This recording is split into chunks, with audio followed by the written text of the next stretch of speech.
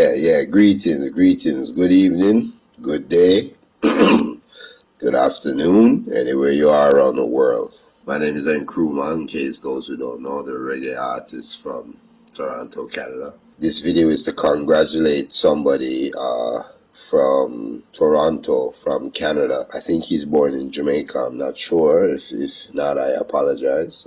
He's a staple in the business of reggae music and especially hip-hop music and dancehall music and the culture, some of the culture in our city here in Toronto, Canada, you know. I am speaking of the one Ron Nelson, the great. Can't say Ron Nelson no more, you have to say the great Ron Nelson. The man who brought hip-hop to Toronto, maybe even Canada. From a long time, from the 80s, he's been playing on the radio, one of the first radio stations, radio programs, hip-hop or rap radio programs. That's before it was hip-hop.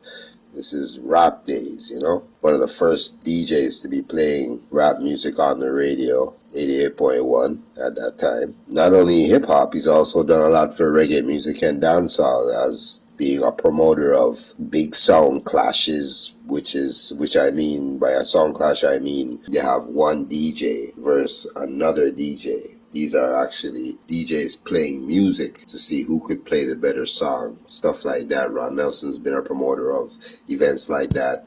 Not only clashes, but dances. Many things. I mean, Ron Nelson is like a music godfather here in this city and in Canada.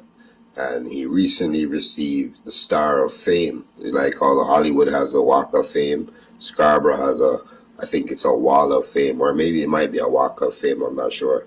But Ron Nelson has received a star. So coming from your brethren, a man who's known you for many years, and Ron Nelson has also helped my career. One of the first dub plates that really did well for me, a song called Kushong Peng, for all those who remember in the 90s, a dub plate for a sound system named King Turbo. That dub plate was the first time I'd ever been in a professional studio. That was Ron Nelson's studio. Nobody didn't really know me at the time, but King Turbo booked the studio time, and like I said, it happened to be our Ron Nelson studio, and that was my first time in a professional studio singing a dub plate for such a big sound system, because and it's a big sound system now, but you can imagine back in the early 90s how big the sound system was name-wise. It was King Turbo, like that was the sound, you know. So I was quite nervous